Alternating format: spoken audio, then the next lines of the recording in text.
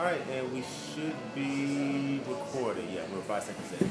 Alright, Joe Wilkerson, ProgressLoyd, the author of the book Don't Look Back.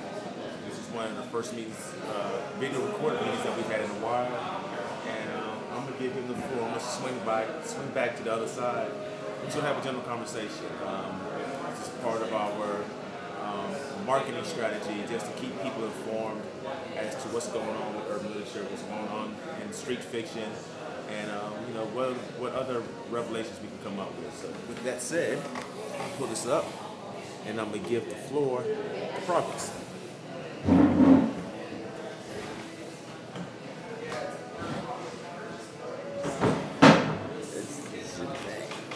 Camera dead on. Alright, so that's how the police know you there now. Alright, so we're gonna try to limit this to about maybe 5 to 10 minutes. You know, the bottom line is, even with, I mean, obviously you have to be kind of careful with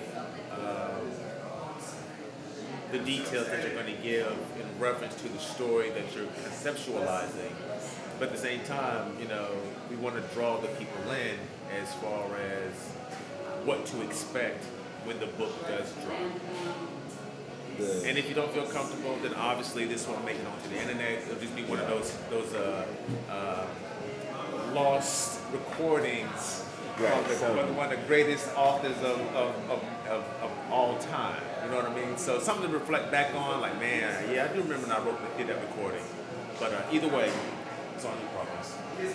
Okay, basically, you know, I just traveled across the world, went to Cali, and then on my way back, I stopped in the various states along. Actually, I drove. When me and my nephew drove, we went 40 west, which is like the top. But on the way back, I came 40 east. No, 10 east. Excuse me. 40 west going, 10 east coming back. And when you go 10 east, you actually hit, you know, the Texas, the Arizona, Louisiana, and then you can shoot through Alabama and come on up back to North Carolina. But in my travels, I met some real beautiful people, and it gave me a new concept or a new idea of writing. It made me think of actually Bill Cosby. You know, Bill Cosby made the statements in regard to, I think it was comedy or something. He told somebody, he was in reference to the cursing and different things like that. Well, my style of writing, I'm going to continue to write for my fans that like gritty, hardcore writing. But, you know, as an artist and want to be able to reach out to the masses, I have to write where I'm cursing without cursing, so to speak. I have to write where I'm saying, a man got shot, his chest blowed out, without actually going into the graphic details of that. So within the wordplay, you can say what you want to say without actually being, over the top. Right. But there's some people that actually enjoy and want that over the top writing that I will continue to write for, but I'm gonna have to, clean it up to get to the masses. Right. And also, there's a few stories that I'm working on now that's transitional in the sense of, there's lawyers, doctors, preachers, policemen, teachers who have quote unquote made it, who have bobbed and weaved through the negativities of society, and they made it. But they can reflect back or relate to the stories that I'm going to write, as far as this is where I was, this is where I'm at now. And this is how I got there. And this is how this is how I got there. Right. So I'm going to write stories that will appeal to those people, because in selling my book, I had people say, can I give this to my daughter? And I'm like, how old's your daughter? How's your daughter? How's your son? Right. And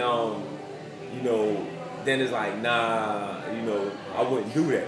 then I ran into a lot of Christian people that be like, well, I'm going to buy it solely because I'm supporting you. It went on. I still on. Okay.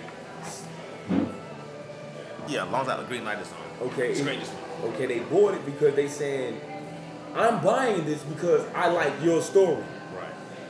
I like you as an individual. You sold this product. I like what you have to say, so I'm buying it. Right. But it's not particularly something that I would go and buy. Right. If I saw it, I wouldn't buy it. I'm buying it because of you.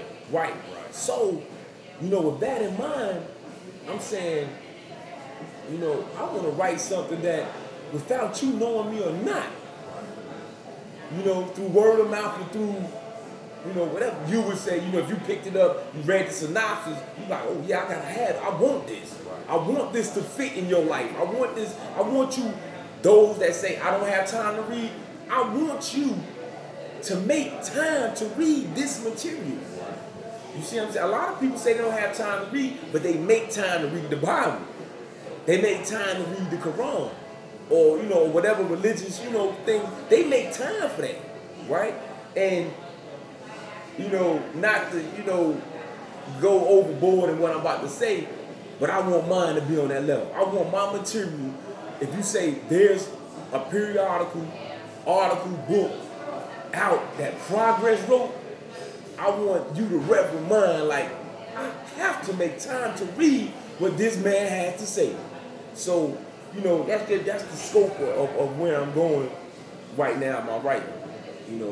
I just, I know it's a God-given talent, and every day is new ideas, new thoughts.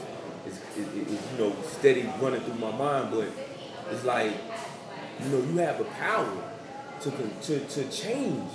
You have the power to, say something that a lot of people can hear and listen and may alter their direction or help propel whatever direction they're going in. Right. You gotta use that. You know what I'm saying? It's like rap. It's like the media. It's whatever.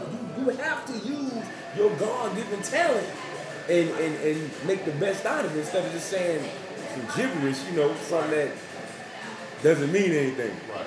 So that's basically, where this is at, where this is going currently.